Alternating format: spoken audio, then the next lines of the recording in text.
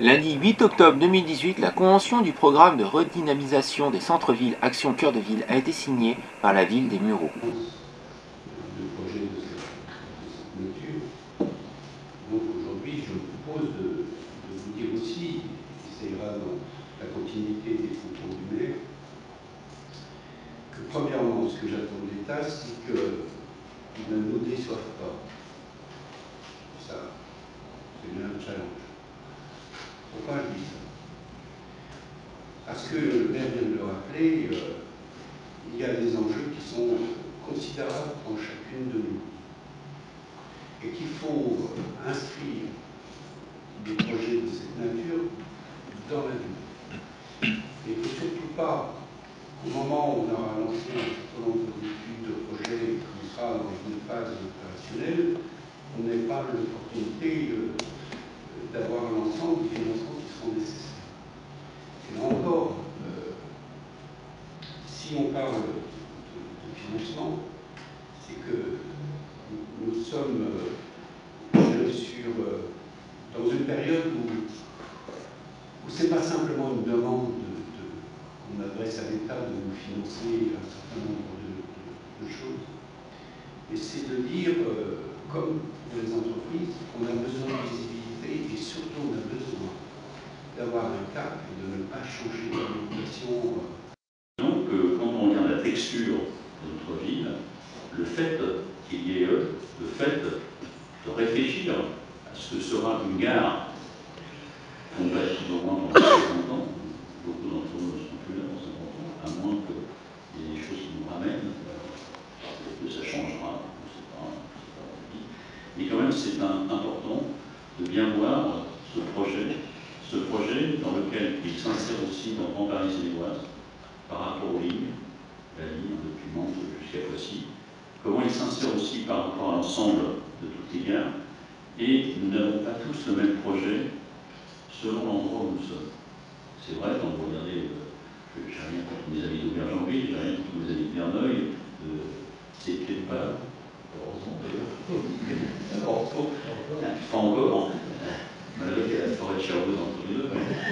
Non, cela n'empêche que quand même, c'est quelque chose qui est important de mesurer sur l'ensemble du territoire, mais aussi de mesurer par rapport à une ville qui va de l'est à l'ouest, et notamment de Melun, Ardécourt, au Vexin, jusqu'à l'automne. Donc c'est quelque chose, ce projet Action Cœur de Ville, un projet dans lequel on considère que la notion de la gare, cette notion est le socle de ce projet. L'absence de locomotive commerciale, le sous-investissement des commerçants dans leurs boutiques, la faible rentabilité des petites surfaces, la difficulté du recrutement ou encore la problématique du stationnement. C'est pourquoi je me réjouis de la mobilisation de l'État et des communes pour redonner vie à nos commerces. Et je vous remercie, Monsieur le maire, de nous avoir associés à ce projet. J'en suis d'autant plus heureuse que maintenant, depuis 4 ans, nous travaillons avec vous en faveur des commerces, avec la maire Nana, ainsi avec le recrutement d'un manager de commerce qui est aux côtés des commerçants, pour les aider dans leur quotidien.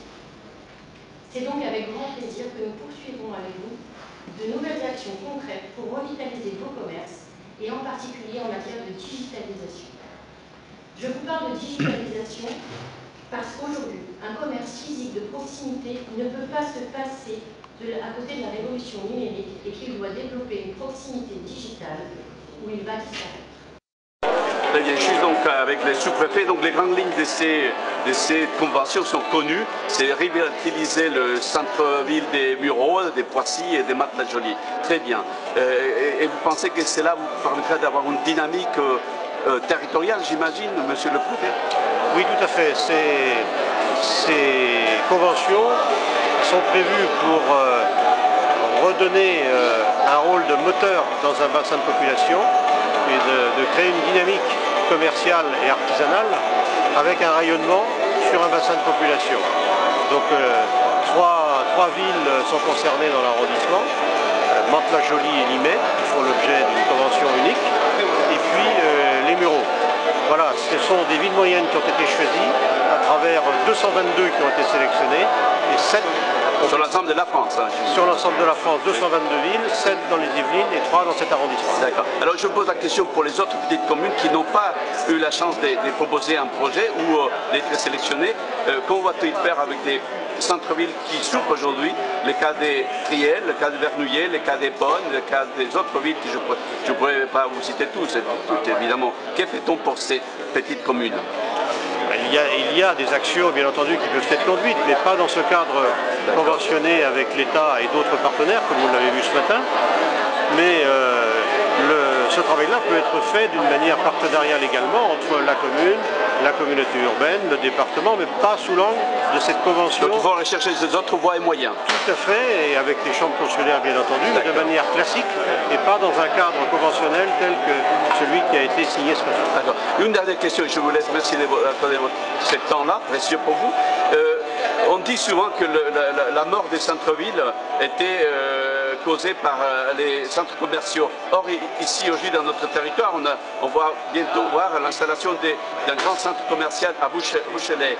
Comment peut-on continuer à avoir une politique comme celle-là? Je crois qu'il ne faut pas opposer l'un à l'autre. Dans le cadre qui est le nôtre ce matin, on parle plutôt de petit commerce, le commerce de détail, le petit artisan, mais il faut bien à côté des commerces de plus grande dimension, et ceux-là ne peuvent s'installer qu'en périphérie. Mais il ne faut pas les opposer. Je pense que la population a besoin des deux, mais l'objectif aujourd'hui dans ce cadre de cette convention, c'est de redonner une dynamique, une dimension humaine au centre-bourg et au centre-ville, qui, on le voit bien dans certaines villes, ont perdu ce rôle-là, et il faut le lui redonner. Mais ça n'enlèvera rien à ce qui se passe en périphérie.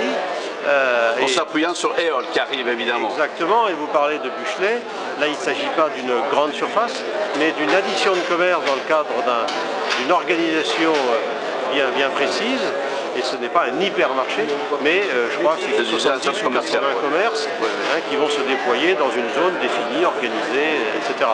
Donc c'est quelque part un cœur de bourg en périphérie, mais c'est autre chose. Merci beaucoup, monsieur le président.